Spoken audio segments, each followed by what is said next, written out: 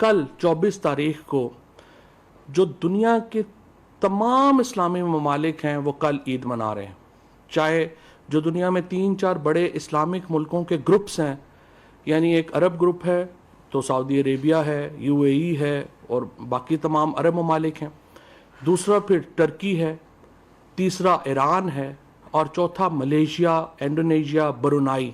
ان تمام ممالک میں کل 24 تاریخ کو عید ہے اور ہماری ministry of science and technology کے مطابق بھی کل 24 تاریخ کو پاکستان میں عید ہوگی. پشاور میں گو مفتی پوپل زئی صاحب نے کل عید اناؤنس کی ہے.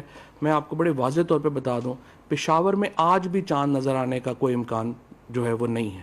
اور اس لیے انہوں نے ٹھیک ہے، اگر انہوں نے سعودی عربیہ کے مطابق زبردستی نہیں ہے، فرینکلی نہ ہم کوئی زبردستی کسی کو عید منوا سکتے ہیں نہ وہ کسی کو منوا سکتے ہیں. صرف ہمارا مقصد یہ ہے کہ دیکھیں، میرے نزدیک پاکستان ایک نیشن سٹیٹ ہے.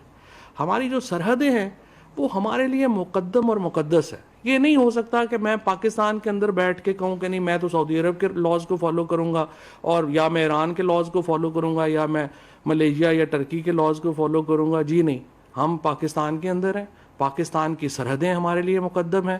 پاکستان کی سرحد کے اندر جو بھی ہوگا اس کے ہم جو ہے وہ ذمہ دار ہیں. ہم اپنا ایک نیشن سٹیٹ ہیں اور ہمیں اپنی سرحدوں کے اوپر فخر ہے، ہمیں اپنے ملک کے اوپر فخر ہے، ہمیں اپنے کلچر کے اوپر فخر ہے.